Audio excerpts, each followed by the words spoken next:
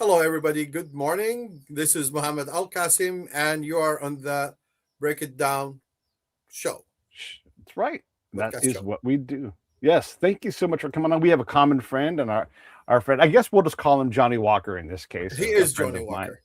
Yes, he is Johnny Walker. He has another name in Arabic, but whatever. We're going to call him Johnny As Walker because Arabs, that's we what he's always commonly have some weird names, I know. known. Right.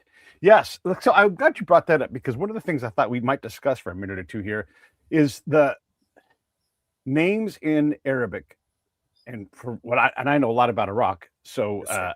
in Iraq, especially, they're different than how we work them here in America. And so this is me talking to the audience.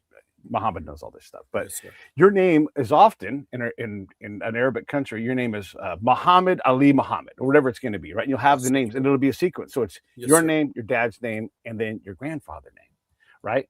Yes, sir. And here's the other thing: like your name could be Muhammad. It could be spelled 15 different ways because the vowels are not that important in Arabic, Million and the percent. other ways, yeah. And so it makes it complicated to do names. Like Muhammad is from the Jaboori tribe, very That's common, right. very big tribe. And you will find a lot of ways to spell that. And so in America, when we were trying to figure out how to work with these things, we would have what we call naming conventions. And it's like, this is how we spell Muhammad. Yeah, but that's not how Muhammad spells his name. It's different. Every guy can be different. And every Yes, way you put the name together. And like we were just talking about, there's all these different ways to say your name, but everybody calls you like my daughter's name is Brenna, so they'd be like Abu Brenna, right? Like that's what they would call me, that's how right? it That would be is. my That's so nickname. true. Yeah. Or they would say Pete with the glasses because I wore glasses at the time, and so they would say in Arabic, Yes, sir. beat with the glasses. And Yes, so sir. talk a little bit about names so we can understand just how different our worlds can be, yet they're also very similar. And thanks for Well, coming on the show, man. with a pleasure. I appreciate that. You started a very beautiful subject, which I can maybe surprise you about this, maybe something you never expected. Um, Majority, when we talk about names, as you mentioned, my name is Mohammed Al-Jaboori. Now, as Arabs in our heritage culture, we do have every human, he will have a name and you will have a nickname and the tribe name. So my name is Mohammed, and as example, a nickname you could call me Abul Qasim, which is the father of Qasim, because as soon as you have a son or daughter, nobody will call your name anymore. You will be the father of the name of your oldest son in usual or daughter. That's how it is. So that will be your nickname.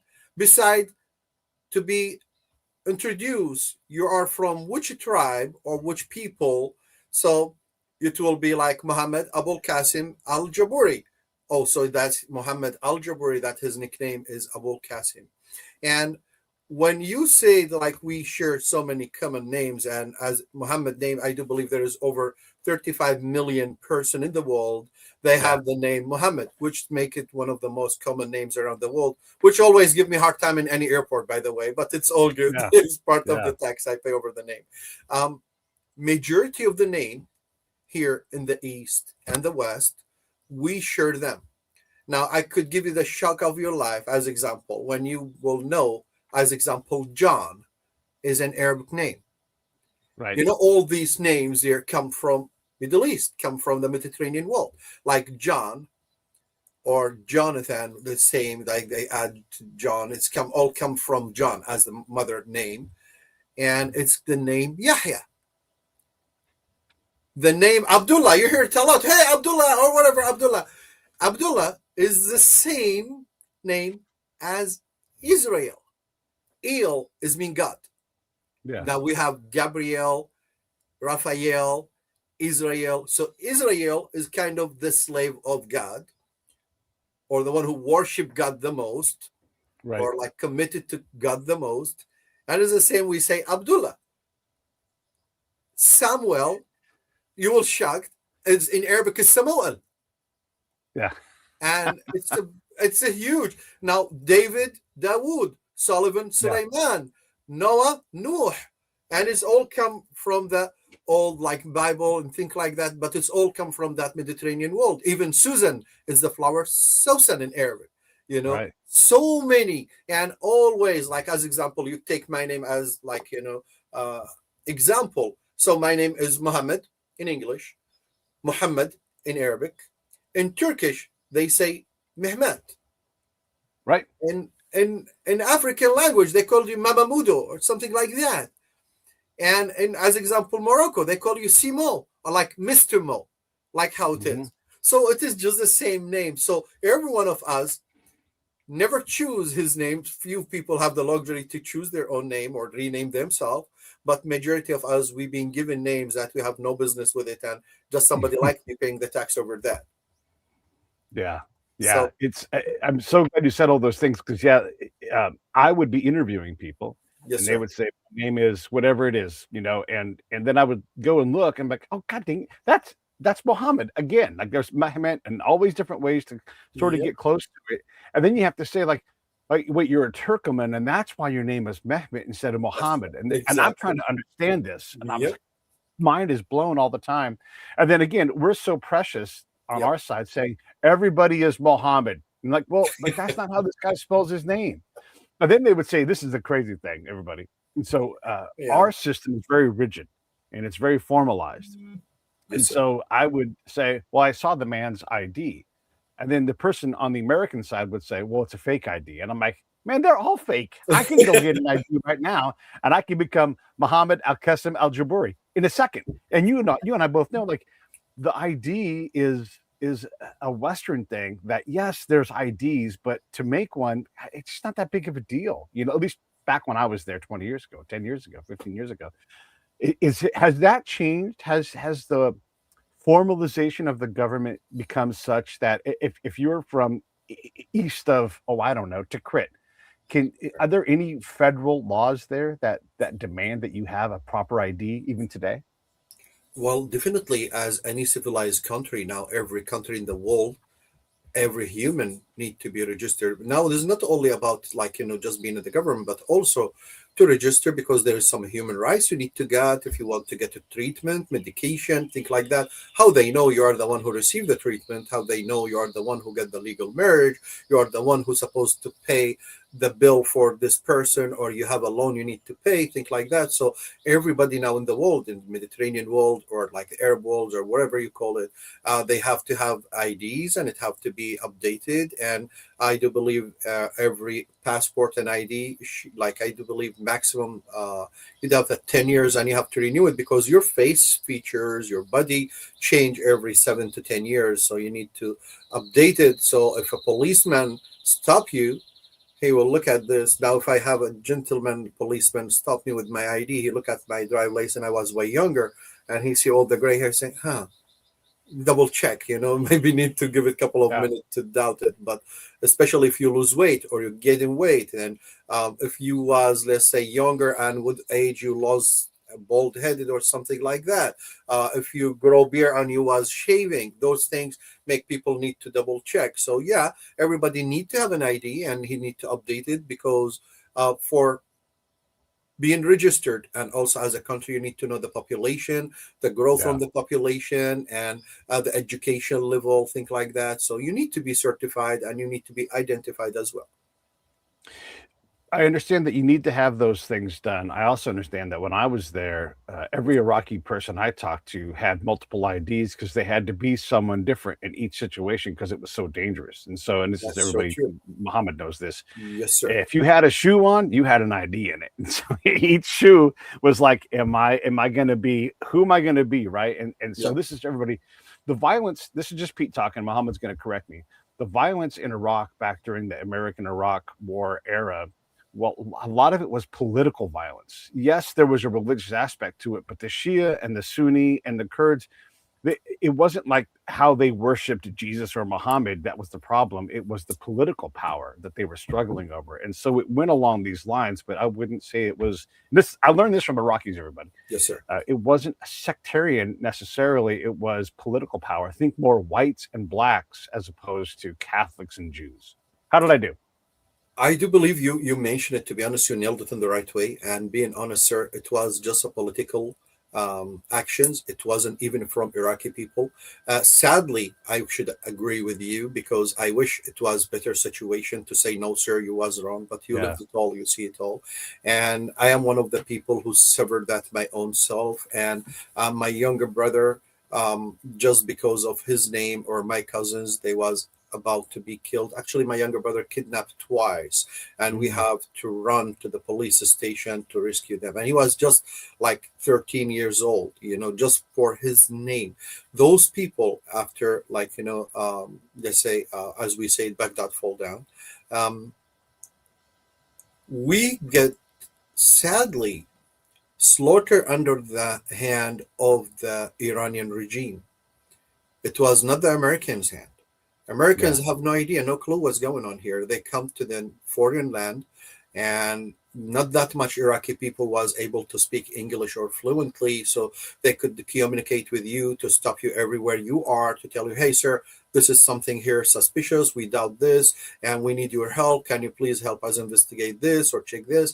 I do believe I have a story from one of my father friends. He was being arrested, and he say during the time they've been arrested, they've been giving them food, and it was included baking, things like that, and the prisoners, they used to eat it. But this gentleman, he was high rank military general, and he go to them, and he actually was here in Washington for a while, and he go to the guards and he tell them, guys, as a Muslims religious, we don't eat pork.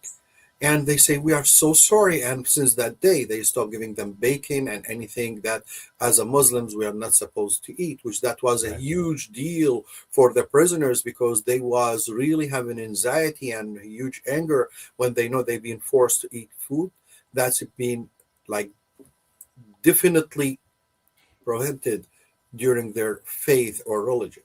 Now, when we talk about the armed militia that came from Iran, Mr. Pete, that's armed militias. And definitely you're watching the news and you see how bad is that regime doing in the region. That regime was controlling over 5 different countries. They was putting their hands in Yemen, and we see now those radical regimes in Yemen who take over the country and kill even the legal president back in the days. You remember that a couple of years ago. Yeah. And they take over Syria, they take over Iraq, and they take over Lebanon as well, with the Hezbollah and the militias there, the armed militia, with those bad, like, radical people.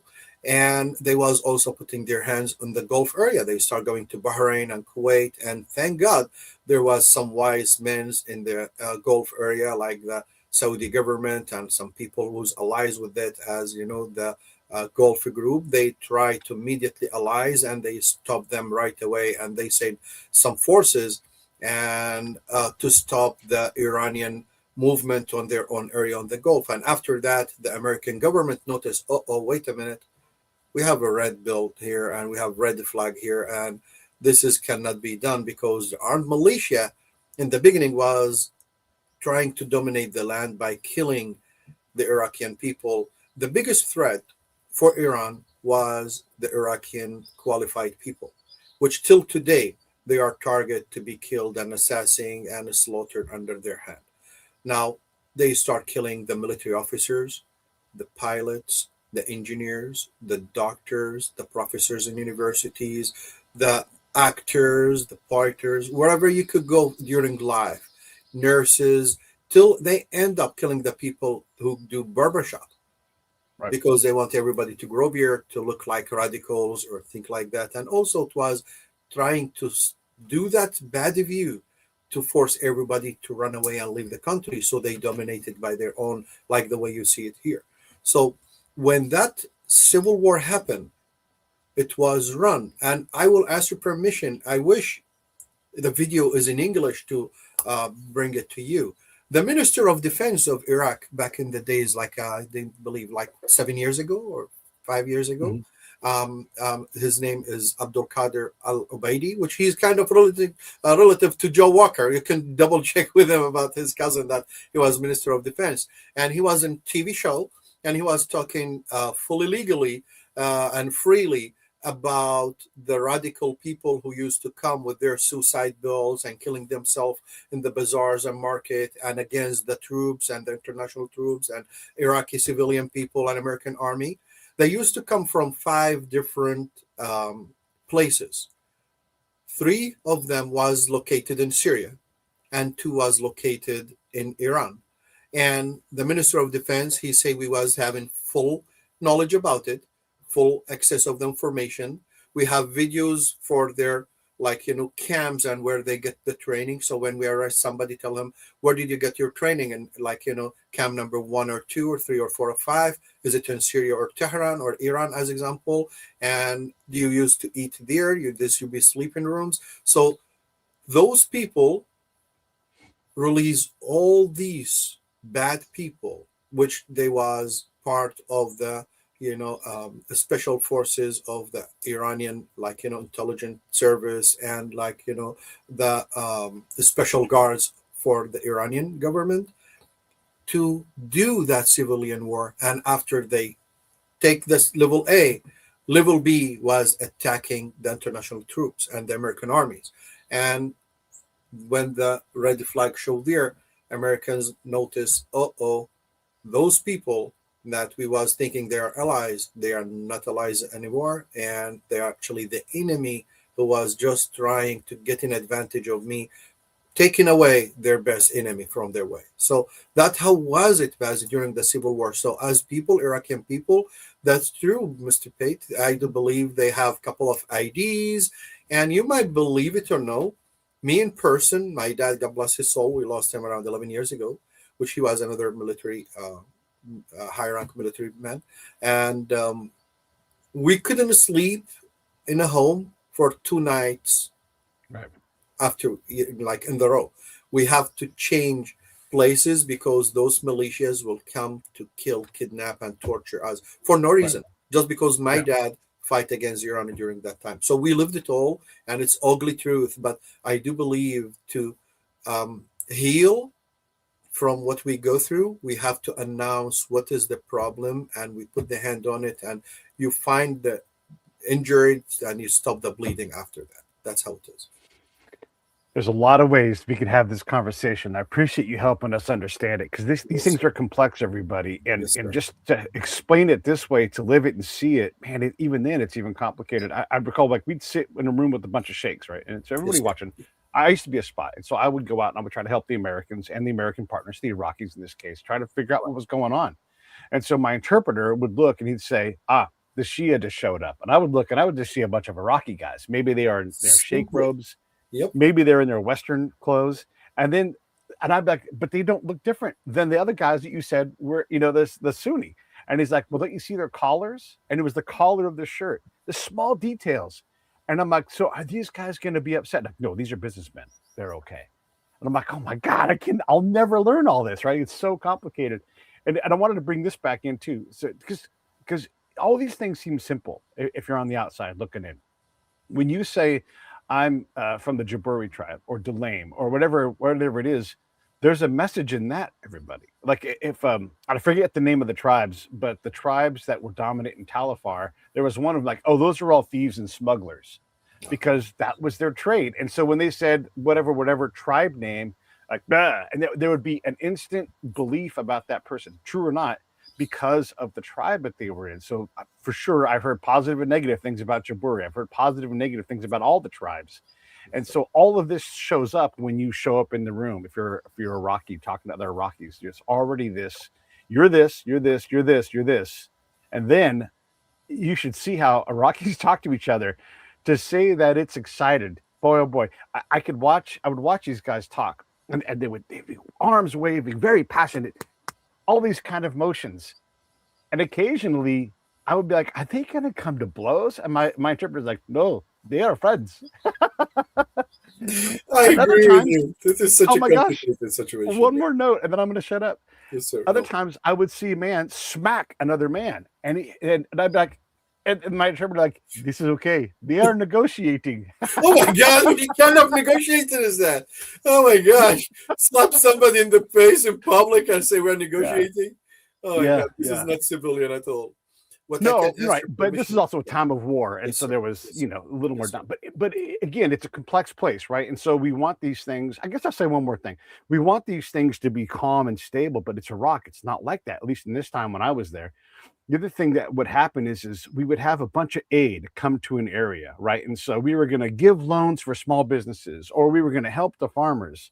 Well, if you go one little village cluster over, And let's say that like all of the Smiths are there in that little pocket.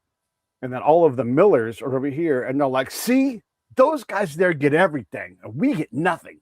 We could be there the next week in the Millers' little enclave, their hamlet. Yes, And the Millers would be like, see, even though they brought it to us, they brought it to them first and they got more. And the internal struggle just amplified everything. So it made it hard to understand who was bad, who was mad.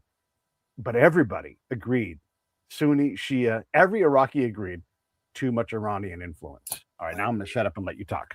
no, I cannot agree more. Actually, brother, there is even a bigger view and things like that. As you say it yourself, sir, Mm-hmm. in Iraq, we are a beautiful diversity country. It's just same like any other nation, and same like here, United States of America. You do have a beautiful diversity. So in Iraq was the capital of civilization for over 650 years in the row. Same like as example now when you talk about America, when you talk about Dubai as an icon, you talk about like Beijing in China, you talk about Malaysia, you talk about countries who have great economy, you talk about Europe. People used to migrate and came to Iraq to get educated, to do businesses, to have trading, to go to universities and get science, because Baghdad was a capital for all of them. And when we talk about Iraq, Iraq itself used to be called Mesopotamia. Back in the days, Iraq was the capital of the entire earth. Around 14 different civilizations. 8 of these civilization was rise up and take over all around. Even when you look at now the Persian civilization with their symbols, things like that, is all Assyrian and Chaldean and Sumerian, Babylonian civilizations. It's just the same symbol. And even more shock for you when you know the Egyptian pharaohs. When you go now to Egypt and with the pyramids and every statue they have there with the amazing wall they do have, you will know that the Egyptian ancient pharaohs, by the DNA test, they find they all was from Mesopotamia or Iraq in the world we call it today. So Iraq, the capital of civilization, you have like 90% of the things we do every day today is come from Mesopotamia. Now ask yourself, Mr. Pete, as a friend, you get married, right? Mm-hmm. Do you go to honeymoon? Yeah. Okay. Where do you think honeymoon came from? Do you have an idea about that? Do you ever ask yourself about that? When you go to honeymoon, your son, your daughter, your in-laws, your neighbor, you get married. Okay, it's my honeymoon. Where's the honeymoon came from? Yeah. Well, From Mesopotamia. We believe honey right? is healthy and especially for fertilities. And back in the days, the family considered strong based on the members of the family, and especially the members of males, because they will be able to work in the field, doing hunting, fishing, whatever the life need. The day divide to 24 hours based on Mesopotamian. We didn't follow the decimal. We used till 12, daytime and night to 12 and 12. The minute, the hour, 60 minutes, it's all there. The stars you're looking at it. The universe is being shaped and written and displayed. And there's more details. The first battery, the first music note, the first food recipe, the first written joke in history, whatever. More important than all of that, to be civilized, to have a life, you need to have a law. The first written law on earth is called Hammurabi law, and is there standing in the Louvre in Paris and sitting there around over 200 something, like a law to organize the life today. So Iraq, with all this beauty of diversity, sir, as you mentioned, we have people used to be Yazidi or Yazidi, they call them, which it is a faith. We do have Jewish Iraqi. We do have Christian Iraqi. We do have Muslims Iraqi. We do have people called Sabia Iraqi, who are the people those follow the message of Noah, you know, peace upon them all. And they all exist, live there peacefully. But you just hear, oh, the Muslims, the Muslims. No, it's not only the Muslim have the problem, it's the Yes. entire population. Now, from 2.5 million, Mr. Pete, my friend, Iraqi Christian or Chaldean, we call them, and whatever, the old civilization, those are the indigenous people of Iraq. Those armed Iran militias, they threat them, kidnap their kids, kill their fathers or the families, and the population went down from 2.5 million to 50,000. You will never see something happen like that around the world. Even the World War I, World War II, I do believe there's a survivors more than the percentage of our, Chaldean or the Catholic community in Iraq. Sure. Now, who's responsible for that? Iranian regime. Easily. I will not say put the blame in anybody, but they was have agenda. They was have fully planned to work on it. And from there, they start on action and work on it. And their action cause us to the level where we have all these problems today. And sadly, Mr. Pete, you have no idea. Now, for me, Mr. John Walker, the people who've been trying to knowledge the people about the Iraqi people rights and what we're going through and the people, what they are fighting for, that the Iraqi families now, the parents could be in Sweden, the son in Germany, the daughter in, like say, United States of America, the other daughter in London, the youngest kid or son or daughter could be in Netherlands. After families, the Iraqi family system, as Mediterranean people, that doesn't have to be Muslim or Christian. Our culture, you have a family, you get married, you have kids, your kids stay with you till your daughter, they get married, and they move on to their husband's houses. But your sons, we always have houses, big houses enough, the sons to stay with their wives, with the parents, not for anything but take care of the parents when they get older. So for us, we have huge fights between our siblings and Mediterranean people, Iraqis, Christian, Muslim, wherever you could name the religious, Yahud, Jewish, Iraqi, whatever. They go sometimes to courts or fight who want to take care of the parents. I'm the oldest, I should take care of my mom. No, mom wants to stay with me. I have better finance. I can take care of her more. No, I should take care of her more. That's our heritage. Now seeing the family, each one in different country, and the parents just by themselves and nobody taking of them, it is giving us a level of anxiety and a pain that no words can display it. I'm in person when I get married. Iraqi visa was banned. I couldn't have anyone of my family, which I'm the oldest in the family, to even come and shake hand with me and tell you congratulations. I didn't see my younger brother for 11 years and a half.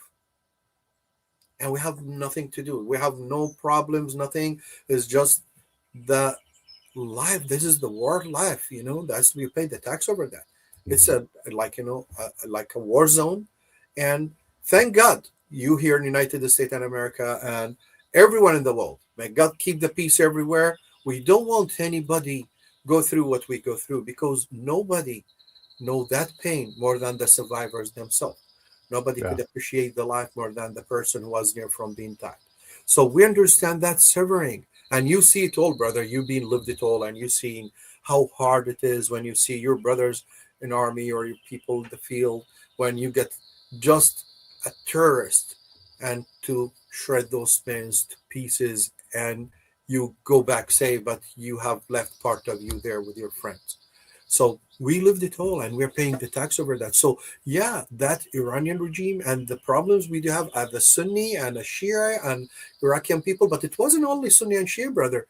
It was Yeah. the Christians, Chaldeans, Ashurians, the Jewish, the Yazidi people, the Yep. Sabi people, the Mindai people. All of the faiths in Iraq was suffering that. And nothing hurt us more than seeing our churches that we grow together. I have friends of mine till now. Whenever we have funeral or something, they come do their prayers and being with us in the funeral, and we attend their wedding, their party. We're just the same.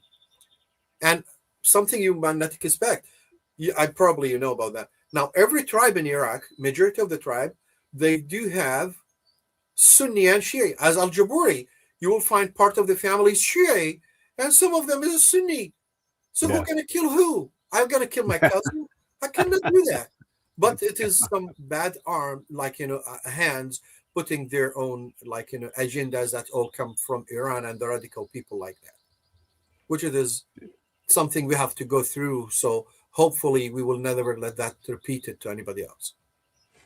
Yeah, man. Thanks for explaining all that stuff. And again, like, the reason why I know a lot of this my job was to listen to people and Thank to you. find things out. And I would hear things that I'm like, that is not true, and then you sit with it and you're like, of course it's true. And at least it's so old we can't know, but why wouldn't the oldest place on earth be one of the places where these things like honeymoons come from, right? And so, yeah, that's how I learned a lot of these things. And I would hear these outlandish claims, but then I would hear it here, and I was forced to accept the reality was, and I'll give you an example, everybody. It was a place called Tuwaitha, and there was a nuclear plant there. And all the people around Tuwaitha, the Iraqis, said, hey, the Iranians blew it up. Now, the Americans would say, no, the Israelis blew that up. We all know this, right? Doesn't matter. Around Tuwaitha, at least. And I don't know when that stops being true, but it's the Iranians that did it. So the ground truth is the Iranians blew up Tuwaitha around that area. And if you start where, no, it's the Israelis and I'm not going to listen to you, then you're never going to be able to understand that version of Iraq. Now, maybe we'll find out one day that the Iranians did do it. Who knows, right? But for right now, those are the facts. Is that we don't even agree on this thing that we all think is obvious from our point of view. That is Iraq in a nutshell, right? I worked around the Ctesiphon Arch because that's just down the road from there, or also known as Tak al Kasra. That's me saying it in a terrible Arabic accent, but that area. This will amplify what you were saying, Mohammed. Yes, sir. That area. This is what I learned. So there used to be a casino there, where you could drink and have a vacation and get your son's first haircut because the shrine for Salman Al-Farsi, Muhammad's barber, was there. There was the Iraqi museum, one of the Iraqi museums that was there. Panorama There was that this we used to have, yeah. Yeah, and so all this stuff, everybody, is within one giant city block, right? And you can see everything. You can walk to each of these little places, and it was a tourist thing where people came and did things. And here's what was explained to me. So the casino had to be owned by a Kurd because that would be okay. It wouldn't be okay if someone who was Shia or Sunni on the Arab side owned it because it would be bad. And then you had to have, and they explained how all these things had to work so that everybody could go there and it would be okay. And it was a very obvious structure and everybody would come there because Iraq is a diverse place.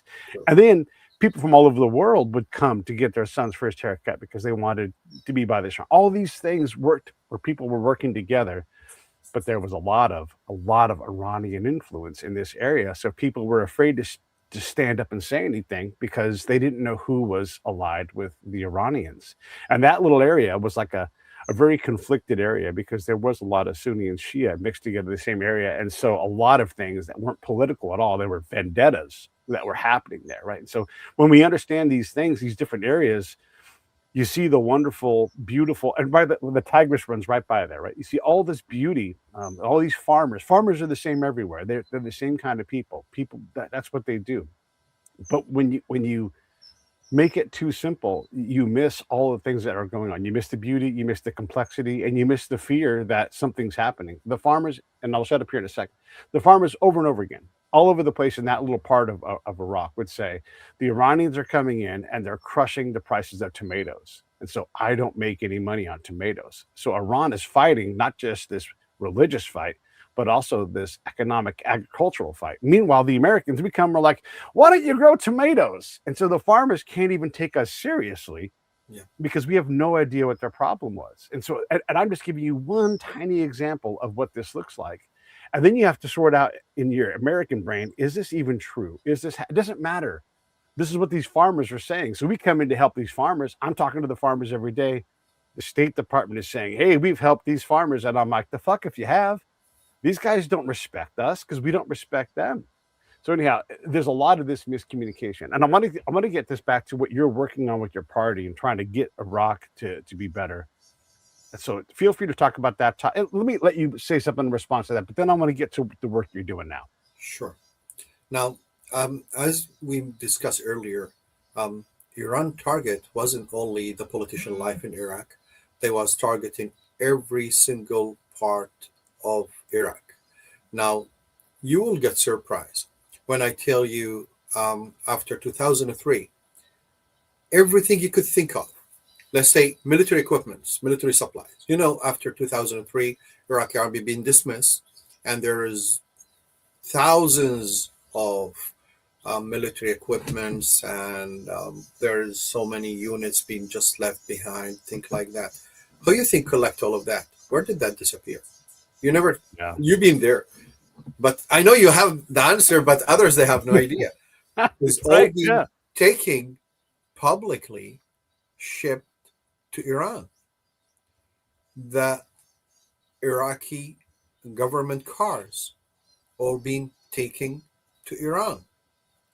The long vehicles, logistic, transportation and delivery, things like that, trucks, they all been taken to Iran. Iraq government before 2003, they get a huge improvement on that field, and they get thousands of brand new trucks from great companies. They all disappeared within less than a month after 2003, and they all go to Iran. And from there, being taken with the mafia, or they call them like the war princes or things like that. So they go just to be shipped to Pakistan or whatever, Afghanistan, whatever the trade market will go take them, that black market. And the military equipments and the Arabian horses, the falcons, whatever I could bring to you, the Iraq agricultural parts, the good quality seeds, the quality animals. And hey, they will come to you. Are you going to sell me this? You say yes. They will give you something worth $1 million. They give you maybe, if you're lucky, it could be 100,000. But I don't want to look weird if I tell you if it is worth $1 million. They tell you 10,000. But you have no choice, because if you say no, you'll get killed next day, and they will take wherever they want. So you just let it go and let you swap it under the rug, and little by little, they dominate everything else in the country. And from there, the factories, they shut it down. Any manufacturers used to be work and supplies the Iraq people, or like supplying the Iraqi market, is being shut down and be removed. And that, like, let's say, a businessman couldn't relocate it to Jordan or somewhere around that there's a safe country, he can move it with the cost of moving. And during the wartime, there was not much cash flow, think like that. It was really hard economy time, so not everybody have the capability to move the stuff. So you're just gonna let it go or sell it to whatever the price they give to you, or they just take it by force and be taken to Iran. So from there, they make the whole entire country is just a hollow, nothing there. And Iraq, from a country, used to be supplying the entire world by so many things. Like, one of the most famous things in Iraq is Iraqi dates. We have a lot of palms, thousands of thousands. We used to be number one suppliers of the dates around the globe. If you believe now, we import and we buy like dates from Saudi Arabia or different countries, because the supplies is not really good and is not enough. So crazy. It is so crazy. We used to supply the entire world, and we do have more than enough for the Iraqi population, but now we don't even have anything enough for people. And imagine from there, the rice, the most quality rice. I know the basmati rice is famous like around the world because of the trading mark with Pakistan, things like that. But we do have a certain kind of rice. It's so famous and it's kind of expensive. And that's been all exclusively grown in Iraq, one of the best quality rice in the world. We don't even see it anymore.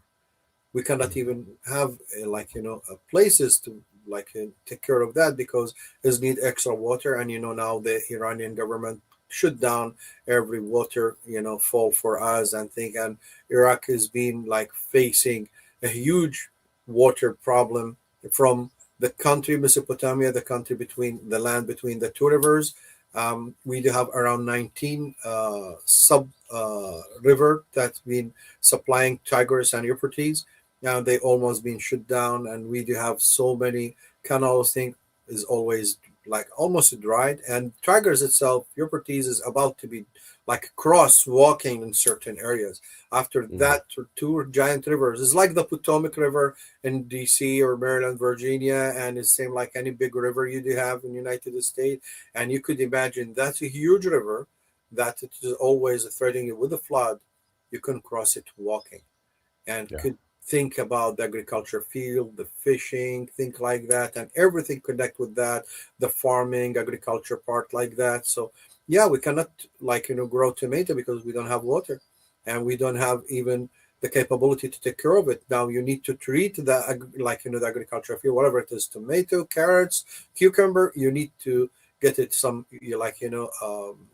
whatever chemicals, things like that. Who give you the supplies? Nobody. You cannot get it. So you take care of it a couple of months, and first a frost or something, they all die, and you cannot cover it. There's no much supplies. So now we are based on the importing everything, and Iran have a huge market, around 40 million human, dependent everything on Iranian businesses. And guess what? They always say to us, the lowest quality of a product. Now they have some good quality products. They have some exported product to go even to Europe, to United States of America, are market, things like that, international market. But they never send us the good products. They always send the lowest quality, kind of targeting our people to keep them under the low profile. So from there, yeah, they take over everything. When I tell you everything, I talk about airplanes, tanks, military equipments, private cars, businesses, manufacturers, hospital supplies, healthcare, suppliers, things like that. And they let us just in a hollow country. You don't have anything you could base on. And that's also putting Iraq on your American troops way, because which kind of field you want to treat, which kind of place you want to fix, that also was setting you up as to be failure there. Because if all the people is angry, all the people is mad at you and your leadership and the way you run the country, guess what's happening? They will be attacking you, especially with the radical minds that come from Iran, and they start leading people, brainwashed, think like that. And the militias, and those people come from ISIS and whatever, Al Qaeda. And just simply, where's the biggest heads of Al Qaeda after Bin Laden being killed beside Pakistan? They're all killed in Iran, right? Yep. The most terrorist people that Sunni against should be the Irani or the Shia. They was in Iran, the capital of Shia, under their own protection. And thank God they've been captured and killed to let the world get better without these radical people. So yes, sir, that's how it is, Mr. Pete. How do you get, so, here we get mad because this party or that party, but in Iraq, there's lots of parties, everybody. Lots and lots of parties. Party for every citizen. Exactly. He's not kidding. I mean, it's hard to even sit a parliament, and to maintain the prime minister slot, because it's how do you get enough relevance with the Iraqi people themselves? Because a thing that that is common when there's not enough, when the tomatoes are always bad, is that you believe that the system is designed to foil you. It's against you, and it's hard to get people to believe in something when they've been told the greatness is just ahead. Vote for me, and here comes the greatness. And then the greatness doesn't show. And so they're like, I don't believe you. I don't believe you. How do you get to be believed by the very people that you're trying to help? I don't know how to bring that, but I have to say it the most honest way. Yeah. The problem was from the beginning, it was by choosing the wrong people, putting the babes on the wrong horses. Those people who been came and been giving like power, they wasn't even loyal to the country, and they wasn't even have any uh, I don't know, interest to make Iraq better or work in that uh, reality Okay. to develop the country or think their own way. They say if they was like acquisition as example, after 23 years, they still thinking in the mindset of acquisition. They never know how to be men's, how to know lead a country or run a Right. country, because their mindset is just to revenge, and their mindset um, is just to take wherever they could. Uh, is just they know they're not gonna stay there forever. So that's why you see the corruption and you see all these problems that like come from that huge issue, that those people are not like loyal to the country, and their main interest is just set their own interest, fill their own pockets, and leaving the country with empty hands. And Yeah. that's exactly what happened now. The government is just I don't know, but it is like sagging in debt. And it is sadly to see how bad is the country now. But there is no other way but we have to announce it. I have no better way to say they're all traitors. I apologize, but like Yeah. start from the people who've been in as a prime ministers, and I do believe they never ever work to make Iraq better or make Iraq great again or developing the population or work. Like after 23 years, we don't even have electricity. You know how many wars Iraq I go was through? about to ask. I was Yeah, about to ask. yeah, Yeah. like it's just so, like yesterday I was attending live on TikTok. We was discussing and talking about something, and they go, "Oh, sorry guys, the electricity is down. We have to go to the generators and things like that." And 23 years, and now just take that to the people life. You have a meeting, or you're taking a payment, and the electricity went down, the internet Yeah. went down. So it is not only the electricity; is the life itself. Will you let me jump in here? Because I looked into this quite a bit when I was there. And Please. pardon me for interrupting, but I Yes, want to sir. just No, illustrate like yes, sir. this is an old problem.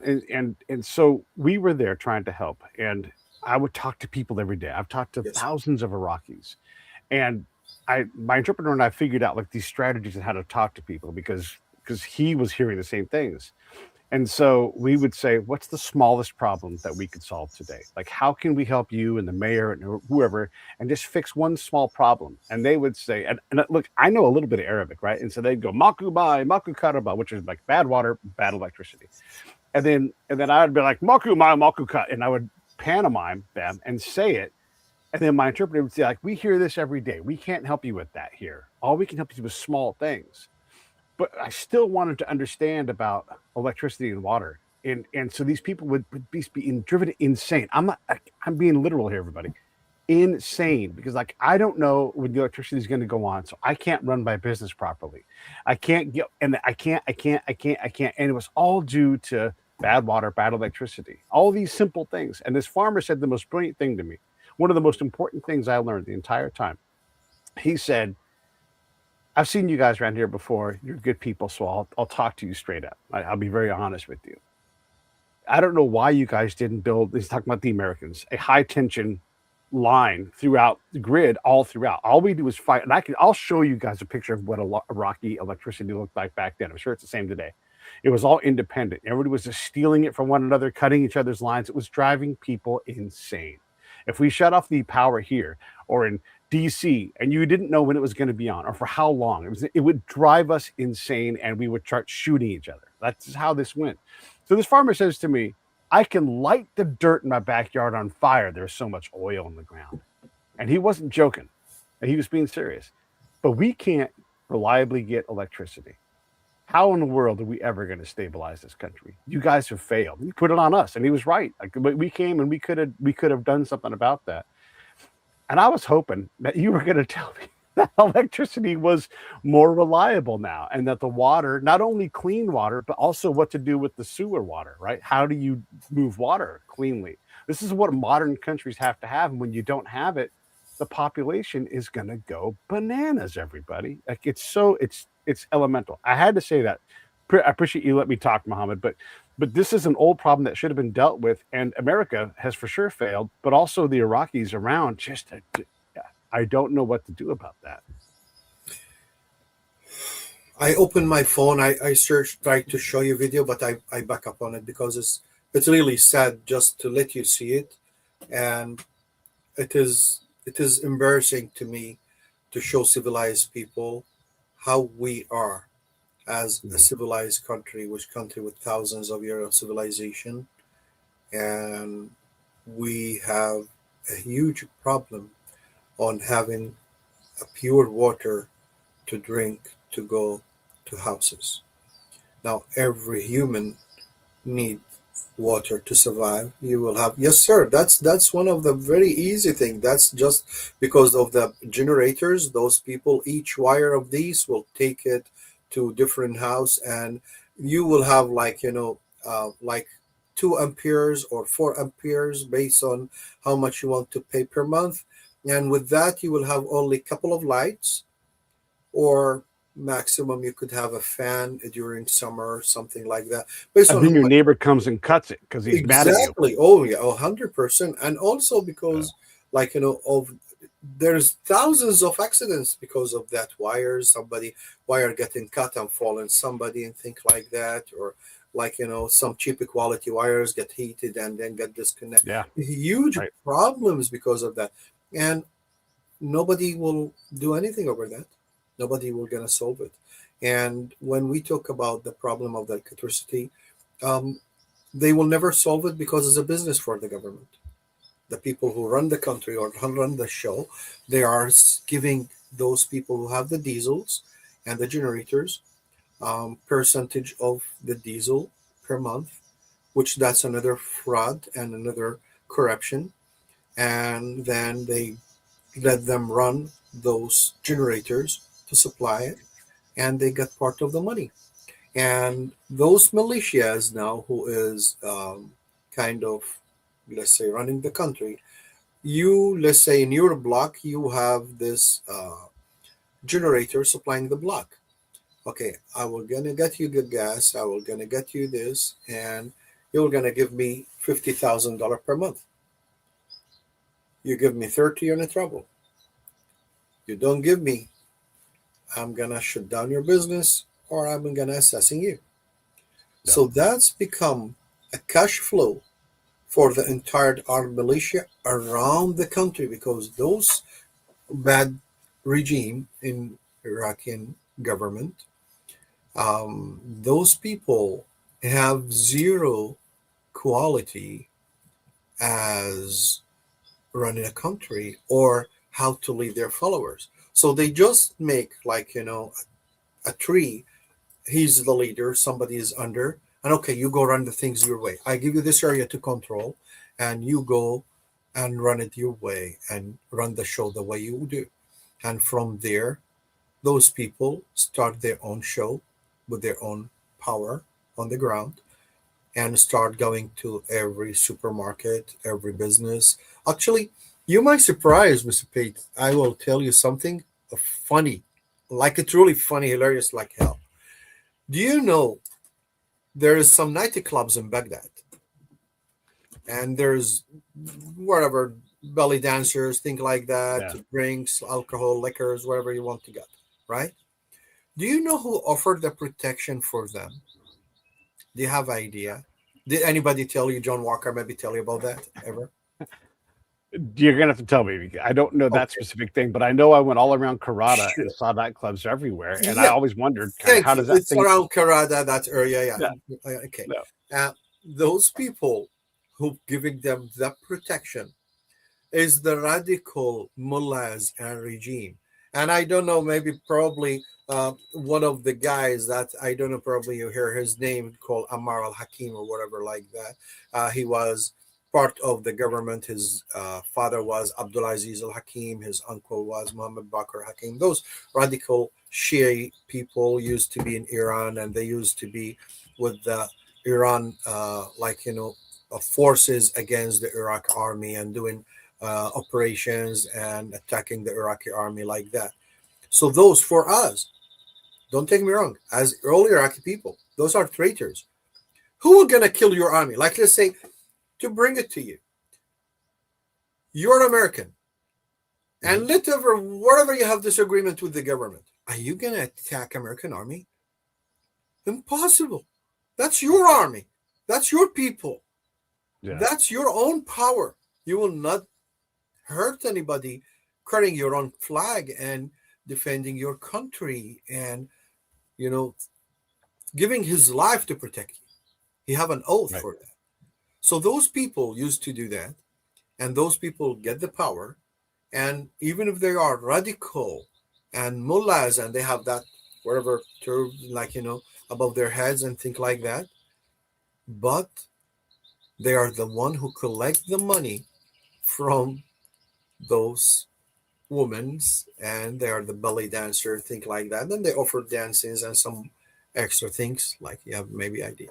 So they are the one who give them the protection, but they have to pay them every month. Yeah.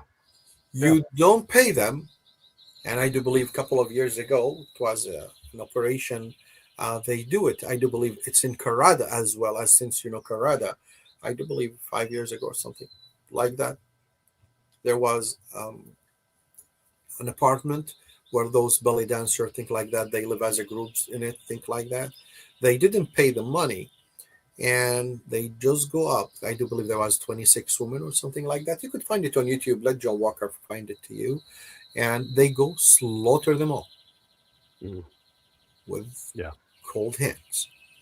Yeah. And they just left them in the apartment. So people forced to pay them. Otherwise, if you want to live in the country, like I get the luxury, I have education, I have bachelor degree, I was able to go out and find a way to be a survivor and work, and the war gave me new life. But there are some people who didn't get that luxury to get the opportunity to leave. Or have like a parents or parents, they cannot leave them behind. As I tell you, our culture to take care of the parents and things like that. So who gonna do that? So they are forced, their arms is twisted, and they will just do whatever those radicals people and those militias want them to do, and they just have no way to survive but obey them. Yeah. So no electricity, no water, no services. And by the way, that during the previous government in Iraq, the President Saddam Hussein time, we was have the trading between oil for like necessity living. We have we do have the trade. We give oil and we get some food supplies over that. Those food supplies was paying around 30 years ahead based on that negotiation. And since 2003 till now, the people who get in chief or the regime there in Baghdad, they never give full supply for people. That supplies was helping poor people to survive.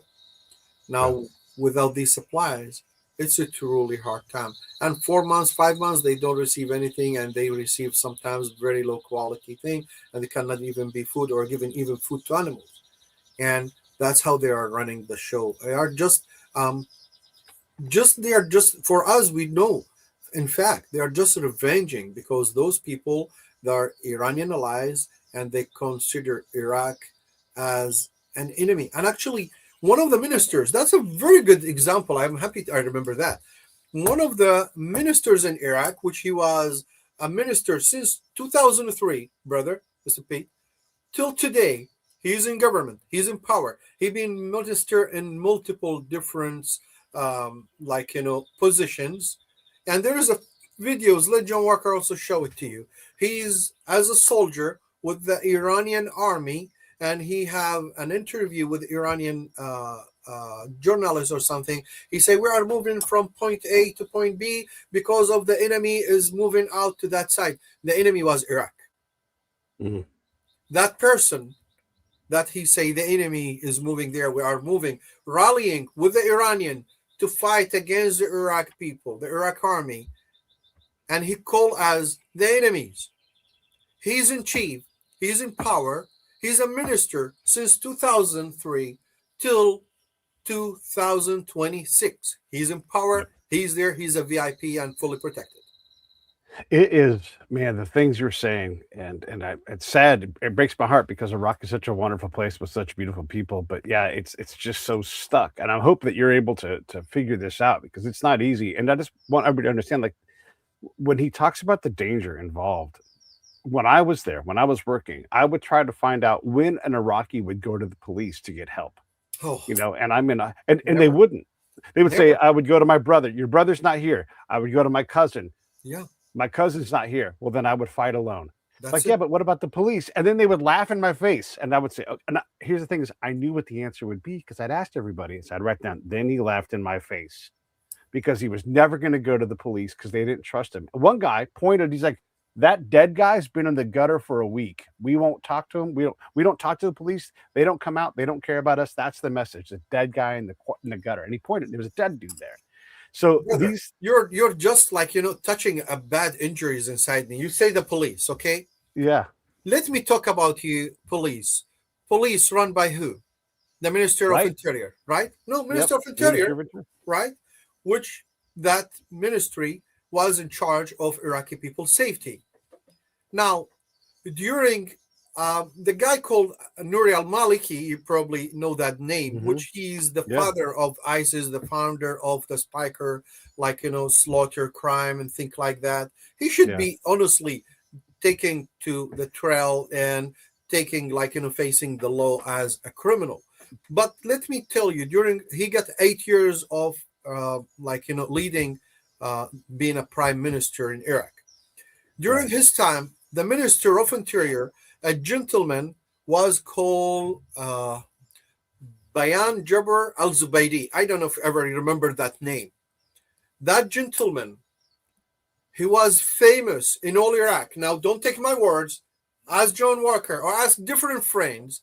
Tell him, hey, Mohammad Al-Juboori, Mohammad Al-Qassim, tell me this name. That guy is named Bayan Jabr. What he was famous with. If you could tell me, what was the nickname for that Minister of Interior? You know what he was called? He was the drills guy. During his time, they used the drills that you use them for, your tools for assembly and things like that. They use the drilling things, like you make a hole in a wall or concrete like that, to drill people bones or take their eyes or scatters or backs or hearts. He is not exaggerating, everybody. And I promise you, more complicated than that. That Minister of Interior, during his time, his nephew have a degree as a general in the Ministry of Interior. They take him out of service because that nephew of the Minister of Defense, he was leading group of corrupted policemen who was kidnapping, torturing, killing people for money. Now, I was having office for computer supplies. My office was called Baghdad Office for Computer Services. I am able to understand English language because I study computer science in Iraq. I have bachelor degree with that. So when somebody speaks English ahead of me, I understand. So thank God, couple of times there was about to be taken to be killed, but I was able to tell the translator, hey, sir, this is what they say. And that translator, get shocked. I was able to speak English because the American troops or the, units with them, they don't know what they are saying in Arabic. He just make a phone call. Hey, I got a sheep. come so you can receive it. Like they take you there with them to the unit and they tell you, oh, this guy, okay, we check with him, you're going to be dismissed. So you let him go out. You don't give him a ride back home. When he's out, they will just take him, kidnap him, and kill them, and you'll find him there on the side of the roads, and you see them back in days. So that Minister of Interior, when you talk about that, when we go to police, for sure, who will go to police? If they are the one who killed under the badges of the government, the guns of the government, the cars and the logistic support of the government, and the guns. Yeah. So why? How come? Like there is a beautiful Arab poem, Arabs love poem. We say, we go to the prince when somebody abuse our rights, but to who we go when the prince abuse our rights? Like take it as the king or something.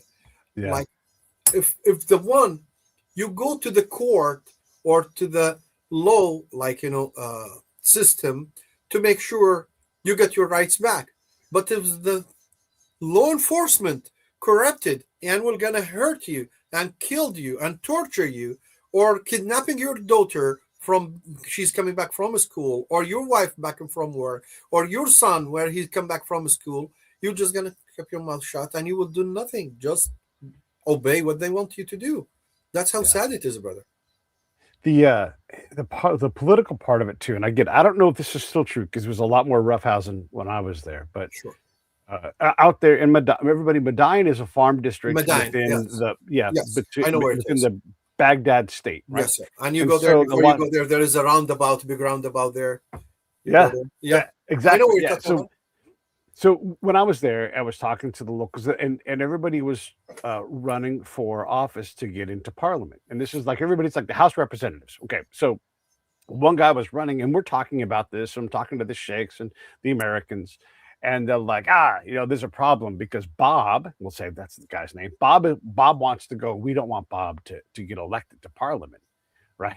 And so I don't know Bob, and I don't have the ability to go talk to Bob because it's too dangerous for me just to go walk around in that area. Yeah. And so we're talking about like, whatever. And so the Iraqi general in the area, very nice guy, right? But also he's a general, so he's got power and he gets to do what he wants to do. And he's explaining Iraqi politics to me. And so a couple of days later, there's a bomb that goes off in front of Bob's house and blows up his car, breaks his windows and everything. Right. And I'm like, this seems like a real problem. You got a guy running for office and, his house got blown up. And he's like, Peter, it is politics. If they wanted him dead, he'd be dead. They don't want him to run. As long as he doesn't run. It's a warning letter. Exactly. Right. But and I'm like, that's politics, right? So when I say this, would you imagine warning letter is a bomb? Yeah. Just take it. Warning letter to tell you don't do that. I put you a bomb and I could disable the people walking in the street, the students going back to school. The people, that's exactly prime example. I'm sorry to interrupt you. The people who run the country, bro, the people who run the country are terrorists. They're just terrorists. They are just use that. And you say somebody want to go to be elected to be to the parliament or whatever. Do you know the vice president in Iraq? He ran away by his life. Otherwise, he will be killed and slaughtered. His name was Tariq al-Hashimi. He was general back in the days. Yeah. They kill his siblings. They kill his brother. They kill his sister. They arrest his guards, and they say he's a bad guy just because he wasn't agree with what they are saying. So what they do, they arrest his team, and the gentleman, I do believe he's living in Turkey, if I'm not mistaken. He was vice president, bro. Yeah. They take all the power from him in a minute, and he become the public enemy, and they could convert you to enemy the minute they want. Just because Iran say no for that guy. And guess what? More complicated than that. Even when we say Sunni and Shia, think like that. Do you know, bro, Mr. Pete, there is nobody will go to be part of the parliament or the government without the approval of the Iranian officers who's running the show of Baghdad, which back in the days was Qasem Soleimani, the one who got killed, and thank God he been assassinated by American troops. We're so proud and grateful for you for taking him down, because that was a devil on earth, and you have idea about what he was doing more than me. And that guy himself, and the funniest thing, those people, they are ugly till level. They are not ashamed to say it.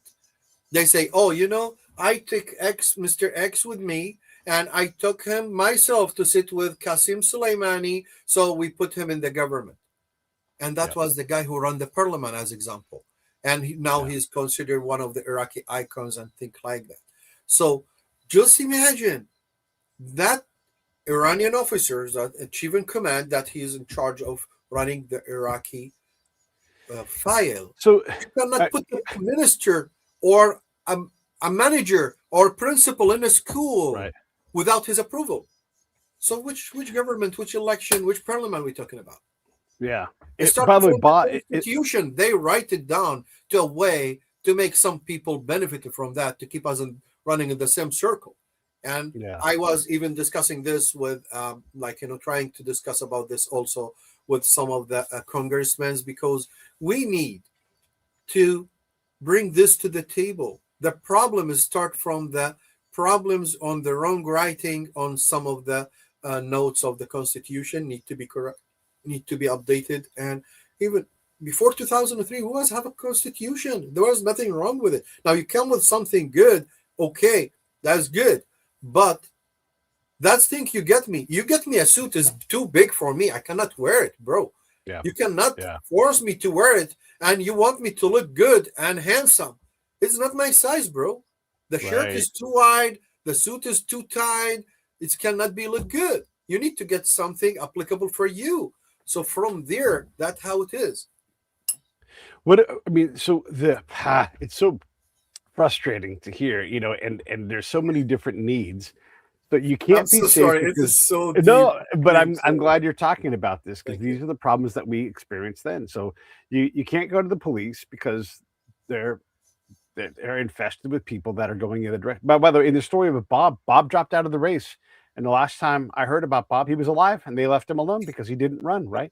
And I'm not saying that the guys who ran were bad guys, because they did a lot of stuff with us as well, and maybe they were good, maybe they were bad. It's politicians, you find out.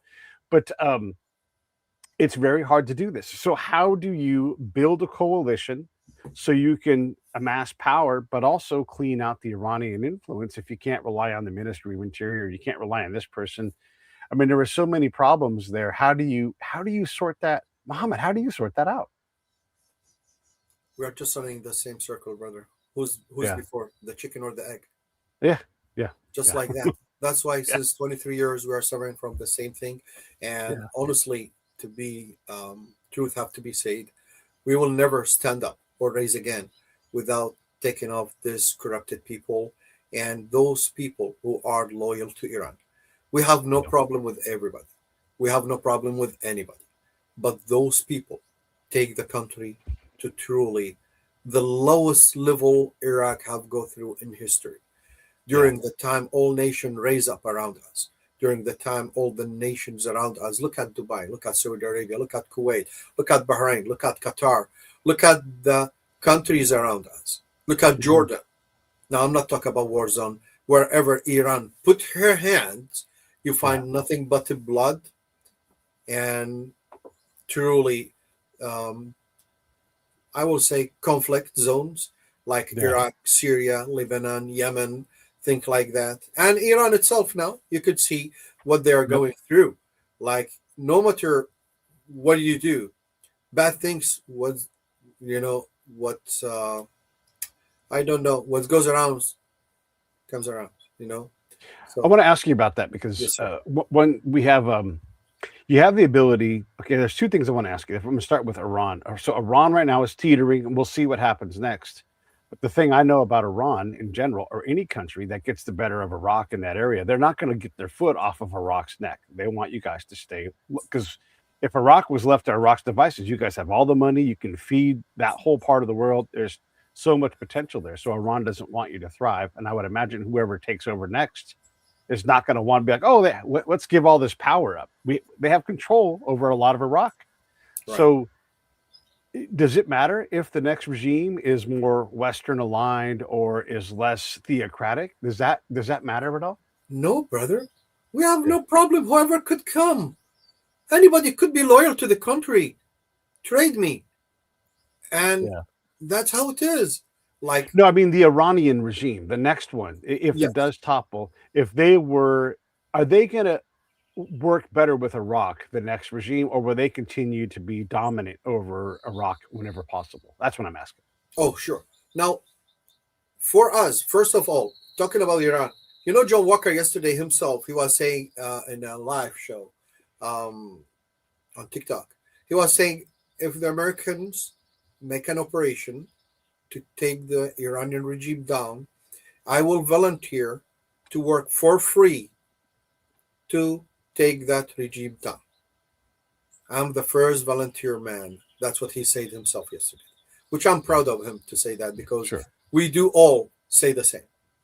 And we really count on the United States to take that regime down with the power you do have. Yeah. I will not say the military power only, but the intelligence power you do have, Sure. the sources you do have, the men's in the fields, and things. We know you could make it happen, and you could make a small conspiracy. You could make that happen. Take that mullahs down and make that easy and soft change to take Iran from the Islamic country to just Iran, and there Right. will be a government. Their business is to take care of their own business, not everybody business. Iran Right.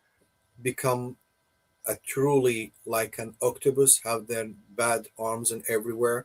And when we say everywhere, Pakistan, Afghanistan, Armenia, Azerbaijan, Iraq, Lebanon, Syria, the Gulf area, Yemen, things like that. When we talk about Iranian regime, even the Lockerbie, the airplane that fall in Yep. United Kingdom that they accuse Gaddafi for it. It's been all planned by Iran, right? No, I didn't know that, but that makes Dig sense. about it, you will get surprised. It's all run by Yeah. Iranian intelligence work, and they threw them under the, you know, uh, tires. But Yeah. we have no problem if any Iranian government will come to take care of their own people, their own country. We have all the respect. We don't have any problem with the Iranian people. We don't have Okay. problem with the Iranian regime. The Iranian regime is the one who accusing the problem. Iranian people like any other people. They like music. They have heritage. They are peaceful. They want their kids to go to school, their daughters, their kids to grow and get married and make families, good education. They like life itself. Go to any Iranian restaurant and see the music. And also, if you go in any event of the Iranian Inquisition, you will find them civilized. They go with violin, violin. They come and play in music, and they come saying poems, having flowers and roses, and come with a beautiful diversity of the Iranian population, Christian, Jewish. Oh, talking about Jewish. Iran have one of the biggest Jewish population after Israel itself. That's right. They That's right. have between Didn't 50,000. Ahmadinejad come from the same village as like Menachem Begum or something like that? Like I they do were believe from the that. same. Yeah. Yeah, I do yeah, believe that. which Yeah. is crazy. Everybody, that's crazy. See, We don't have a whole lot more time, so I want you to come back, but I want you to answer me this sure. because of who Donald Trump is, like him or hate him, you have the ability to talk to him either directly, and you live in the same area, so you probably can get an audience. So Brother, let's say you, put yeah. me in a room with him. Let me get a meeting with him. I'm looking Okay. for that. Let's say that Yes. happens. You Yes, sit sir. down. What do you? Yeah. What's the what? You've got 2 minutes to talk to him, right? That's it. Yes, What sir. are you going to say to Donald Trump, the president of the United States, in terms I of will tell helping him. Iraq? I will tell him, sir, I'm not saying you as you in person, but I say United States put the baids on the wrong horses, and that cost you a lot, cost you $3 billion, cost you thousands of lives of American men and women, and a lot of families got hurt. We have a whole entire population from Iraq being wiped, but I bring it to you earlier, 2.5 million Christian Iraqi got down to 50,000. We do have around 12 million human outside the country, the population suffering. Please, let's put our hands together to work together to make Iraq great again and America great again by having a great allies and put the bait on the right people who know how to run the show. You need to get a qualified people, loyal to the country, believe in free souls and free minds, and know how to do that. And nobody could do that better than us, the people who get educated, get the opportunity to work around the globe and have see it all, the good and bad. So what we want to do is doing the things in the right way and make it better for everyone. Put your Yeah. baits on the right horses. And Mr. Trump, as a businessman, I do believe he will not put the bait on the wrong horse. And I do believe if I get chance to sit with him for a couple of minutes, I could convince him to do something together. I love it. wish to get Well, that let's opportunity. I'm working yeah, on it. let's I would yeah, love let's to get work on it. to.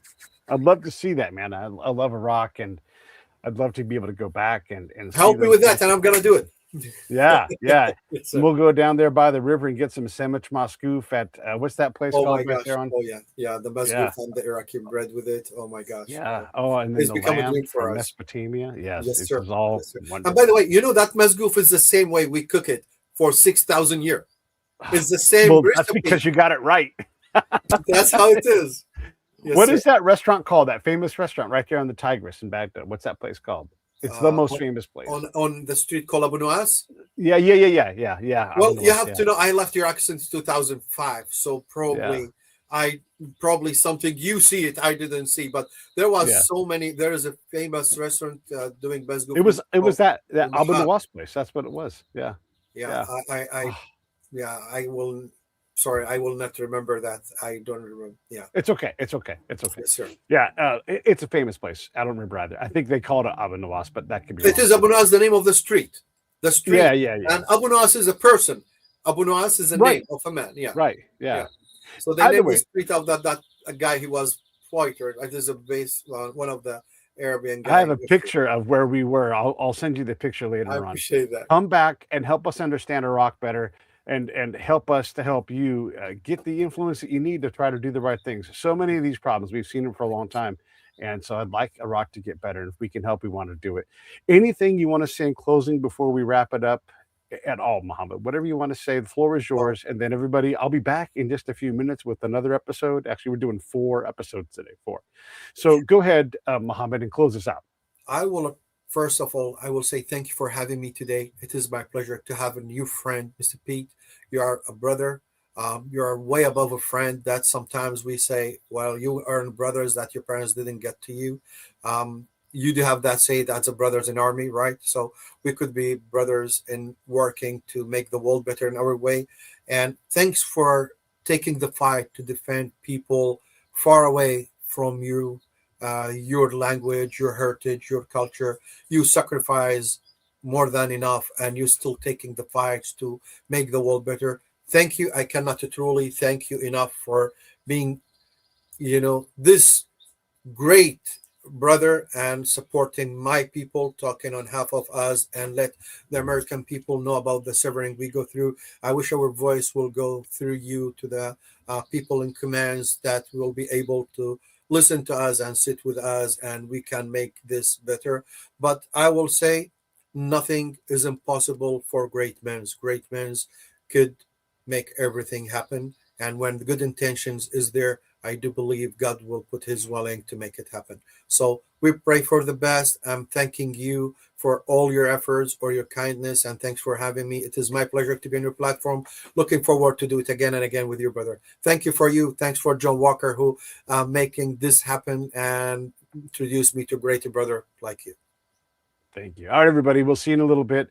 Mohammed, I'll say goodbye to you in a second. Everybody else, I'll see you in a little bit.